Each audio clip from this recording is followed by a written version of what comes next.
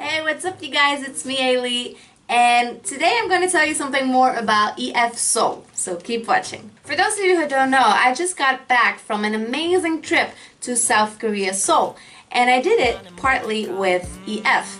So since I did like kind of a blog thing, I actually got a lot of requests and actually a lot of questions from people who wanted to go to Seoul with EF.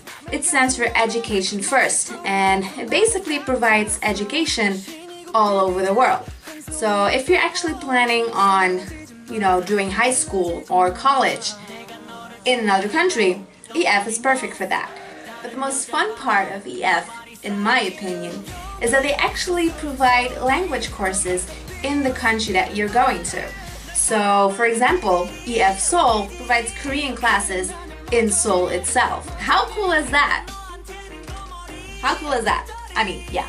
So with that saying, here are 15 things you should know before going to EF Seoul. First and most important thing you need to know, and you should do, is contact EF yourself, because they're there for you. I mean, they should provide you with all information that you need. And it's free. I mean, just pick up your phone and just Google EF and you'll have everything you need to know. Do that, it's very important. And they probably can tell you more than I can. So, second thing is give yourself a budget. And you can do whenever or whatever with that budget. Save some money and be like, okay, with this much money, I'm gonna go to Seoul and I'm gonna do the EF education. Third thing you need to know is how long are you going? I cannot tell you. I went for a month, but I know people in my class are there for, I don't know, 6 weeks, 3 months. Some of them are staying for 6 months. Some of them are even staying for a whole year. Also, the language course depends on how long you're staying. For example, I went to Seoul for 1 month, but I actually did EF for only 2 weeks. That means my language course was much more intensive than people who are staying for months. It goes a lot slower for them. So know how long you want to stay, okay? Number 4, where do you want to sleep?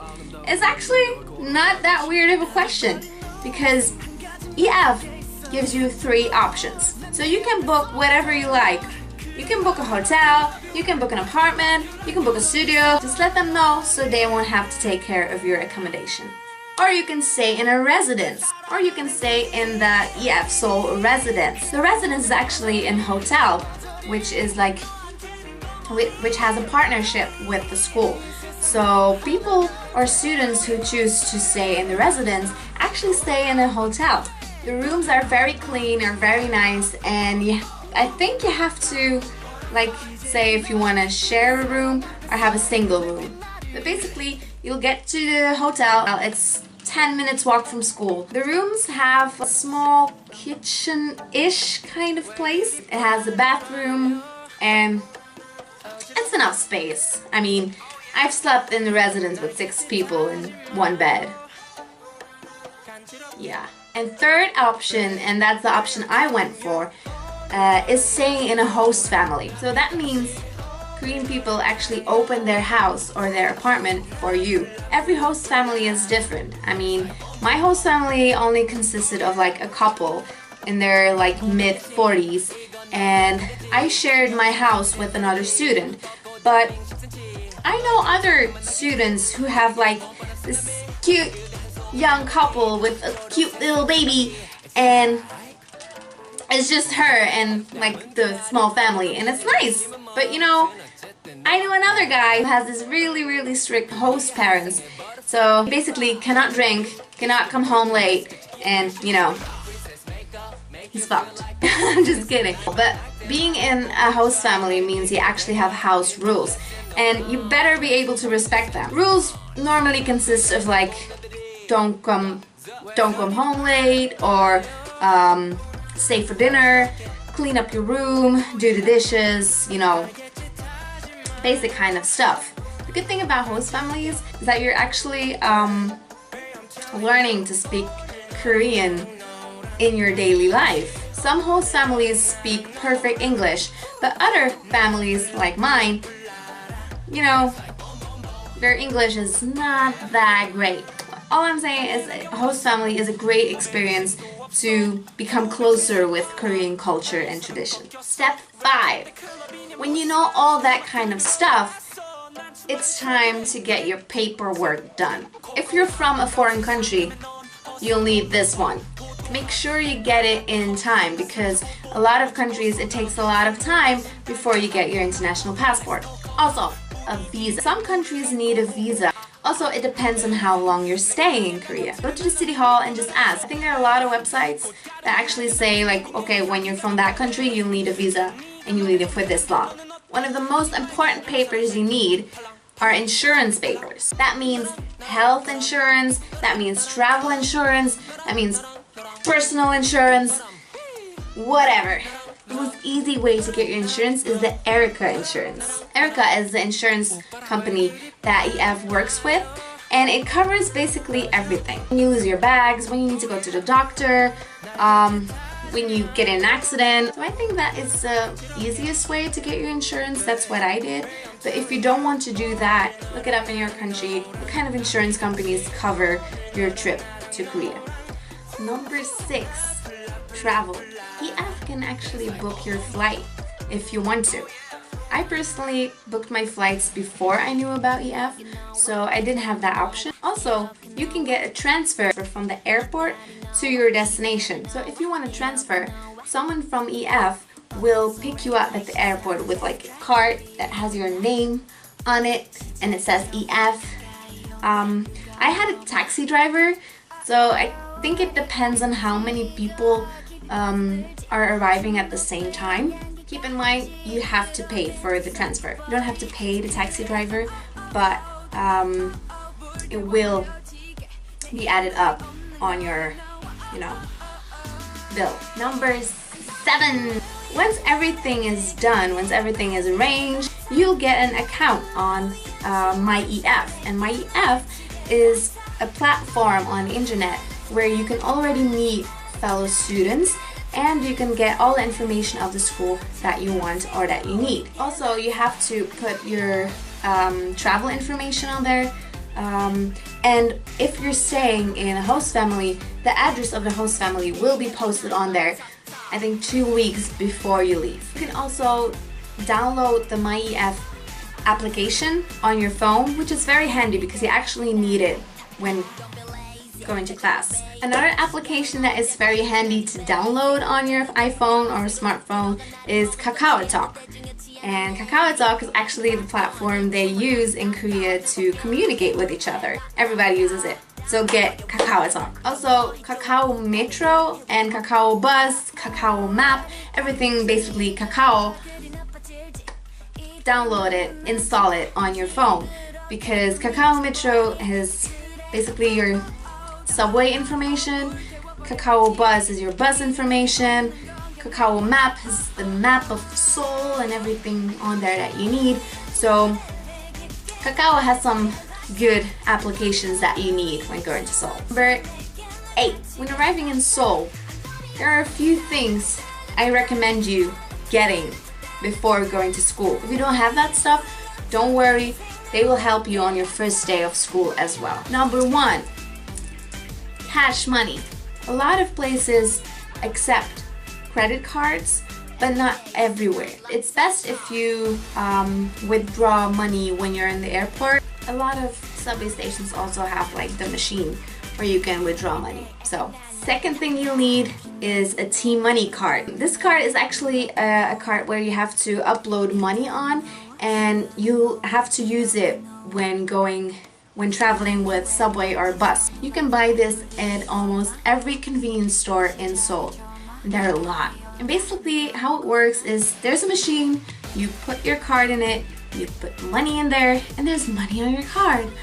Ta-da! And then every time you go in the subway or out the subway, in the bus, out the bus, you just scanning your card, it says how much money you have left on your card, and that's basically it. That's basically how you pay for transfer. Some taxis you can pay with T-Money card as well. Mine is so cute, but you can get a lot of different designs. And third thing I recommend you buying or getting or whatever is a prepaid SIM card using data or internet. I thought it was easy when you're from a foreign country. There's a lot of Wi-Fi, but not everywhere. So having this prepaid card actually provides you with free data for the time you need. T-Money cards, I think, for 10 days, a week, 2 weeks, a month, I don't know exactly. I recommend you getting that, because if you don't and you get lost, you'll need a map, or you need someone to contact on Kakao, and you need data for Kakao. You need data. Okay, you can actually buy it at the airport, and they can help you install the SIM card as well. Some convenience stores have it, but if you're staying at a residence, you're lucky, because the convenience store on the first floor of the residence has the prepaid SIM cards. Don't freak out, they're quite a lot of money, but they're worth it. So they come with like a little manual on how to install the card, etc. It is possible the card will not work because of your phone not being Korean. So in my case, my phone or my card didn't work, and I went to a mobile store where they actually put the card in a Korean phone, activated it right there, put it back in mine, and then everything was back to normal. If you have problems with your prepaid card, just go to a mobile phone store and they'll help you out. Next thing is the school building. The school building is in Kyobo Tower, and Kyobo Tower is probably one of the biggest towers in Gangnam. It's actually on top of the subway station Sinonhyun, I think it's called. That was called. Yeah, Sinonhyun Station. Or when you go to Gangnam Station and you take exit 10, just follow that street and you'll come right up to the building. The school is on the 4th floor, so that means the entire building is not EF, okay? Not the entire building is for EF. There are a lot of business people. Show some respect, okay?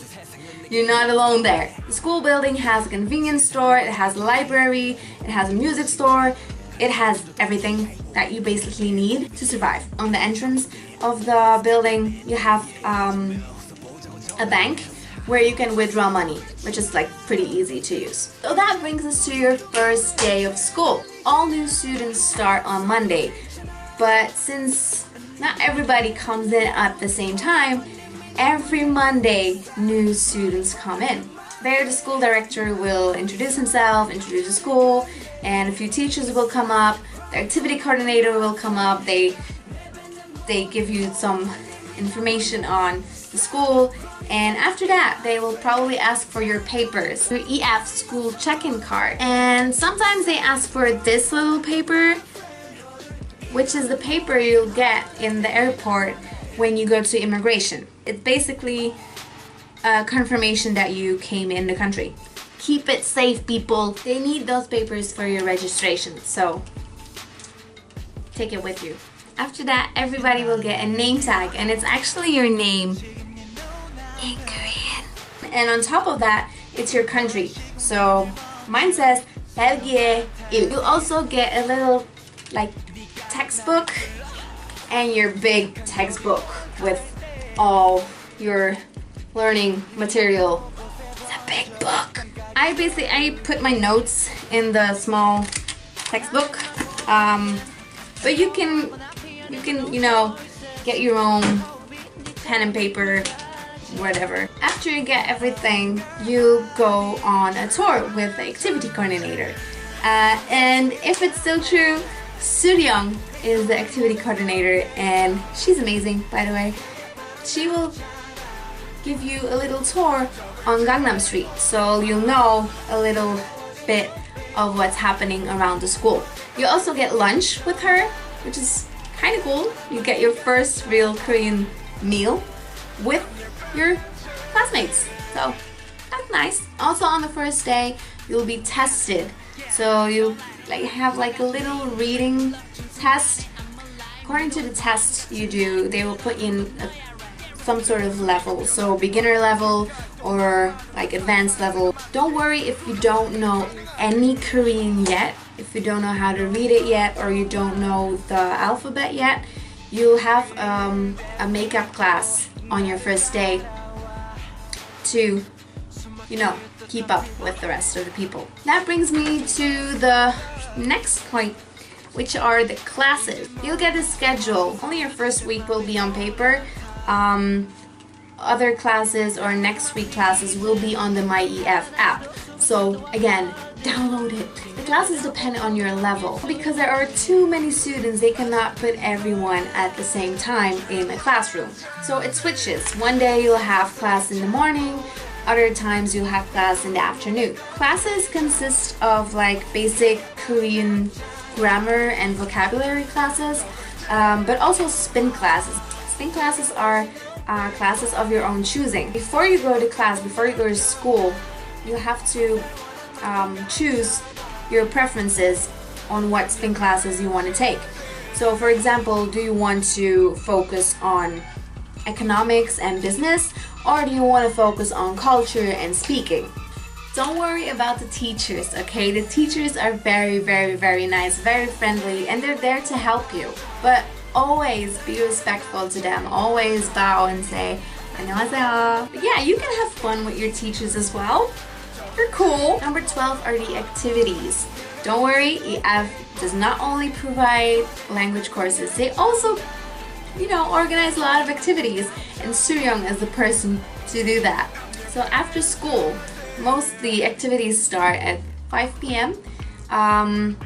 There's a board at school with all the activities on there, and they switch every week. One time you'll go to a market, the other time you'll go to noraebang, some other time you'll go to a music fountain or a musical, or you'll visit the palace.